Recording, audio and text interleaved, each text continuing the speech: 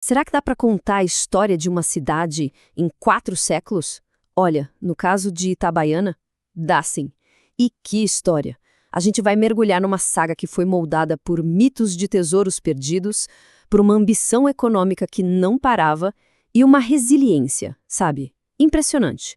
E o mais curioso é que essa história não começa com fatos concretos, mas com sussurros e lendas. Pois é, essa frase, ela pega bem no ponto do que é Itabaiana.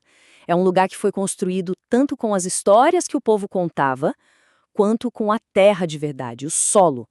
Aqui, essa tradição oral, o folclore, isso não é só uma curiosidade, não. É o alicerce de tudo que veio depois. Então, para começar a entender, a gente precisa olhar para a paisagem, tanto a física quanto a mítica que define a identidade de lá. E no centro de tudo isso, a grande personagem dessa história não é uma pessoa, é um lugar imponente.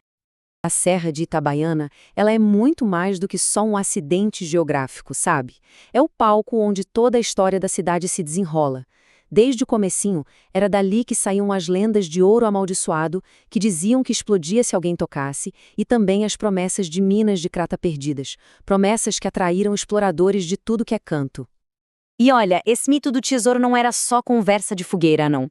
Ele literalmente moldou a história. Essa linha do tempo mostra bem isso. A promessa de riqueza atraiu conquistadores lá em 1590, depois aventureiros em 1619 e até mesmo potências estrangeiras como os holandeses em 1637.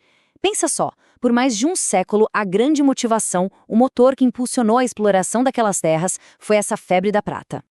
Ok, mas a gente sabe que só de lenda um povo não vive, né?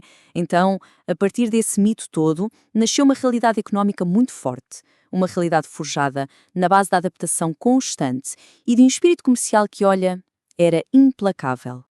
E a primeira espinha dorsal dessa economia foi o curralheiro. Essa figura é fundamental para entender o começo de tudo. Eram basicamente vaqueiros meeiros, sabe? Eles trabalhavam em terras gigantescas, criando gado para os grandes proprietários. A economia nasceu literalmente do gado e daquela terra ainda selvagem. Aí um outro grupo chegou e mudou o ADN econômico da cidade para sempre. Eram os mascates.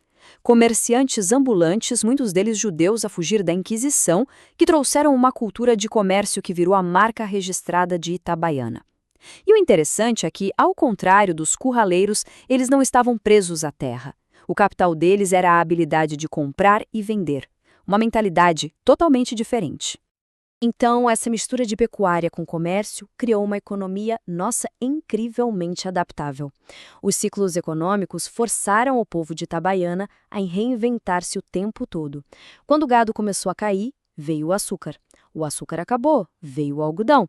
E a cada ciclo desses, a vocação para o comércio saía mais forte. Isso prova que a maior riqueza deles não era um produto específico, mas sim essa capacidade de se adaptar. E a prova dessa transformação económica é impressionante.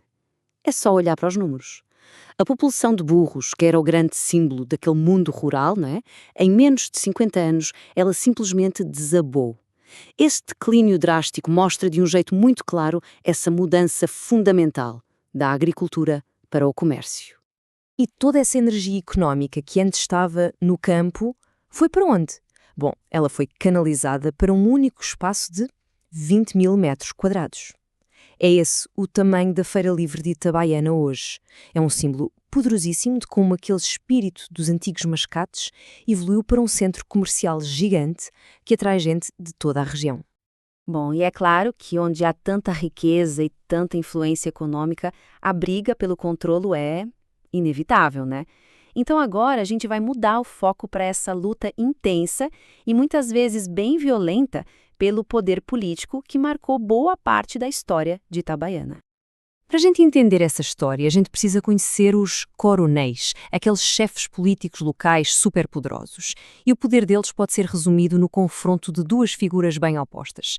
De um lado, o Manuel Batista Itajaí, um médico, político, que representava um poder mais institucional. Do outro, o José Sebrão de Carvalho, o chefão local que usava a força, a intimidação para manter o controlo. A rivalidade entre estes dois, nossa, ela define essa era de luta pelo poder. E essa não era só uma briga abstrata pelo poder, não. As consequências foram muito, muito reais e duradouras. Tão reais que elas, literalmente, mudaram o mapa da região. A solução que as forças políticas rivais encontraram para enfraquecer o poder dos coronéis de Itabaiana foi radical.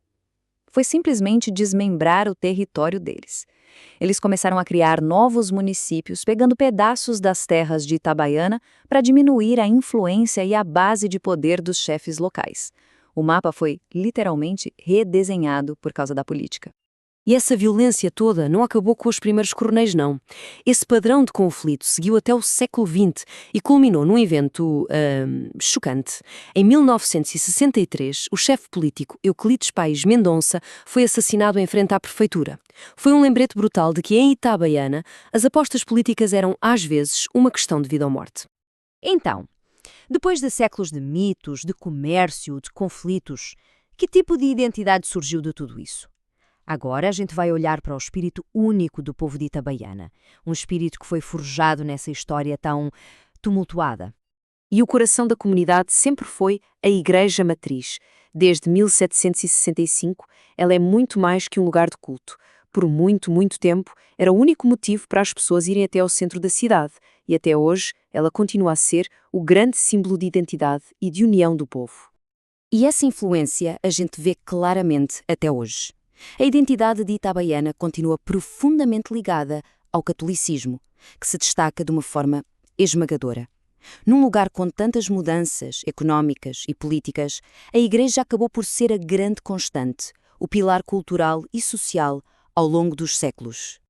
E olha, nada captura melhor essa mistura única que é o espírito de Itabaiana do que a festa dos caminhoneiros. Ela começou como um evento religioso, mas transformou-se em algo muito maior. A imagem de uma procissão gigante de caminhões a ir em direção à igreja é a metáfora perfeita da cidade. Uma mistura de fé, trabalho duro e celebração comunitária. O sagrado e o profano ali andam de mãos dadas. No fim de contas, talvez tudo se resuma a isso. Essa citação resume bem a identidade central do povo de Itabaiana. Aquele instinto para o comércio que veio com os mascates e foi sendo afiado pelos ciclos económicos, não só sobreviveu como foi ampliado. Virou a maior força deles. A história de Itabaiana, então, é uma história de adaptação contínua. Das lendas da prata à era do gado, do algodão ao comércio e aos caminhões de hoje, esse povo reinventou-se sem parar. A pergunta que fica no ar é, depois de 4 séculos de reinvenção, qual vai ser o próximo capítulo para esse espírito incansável de Itabaiana?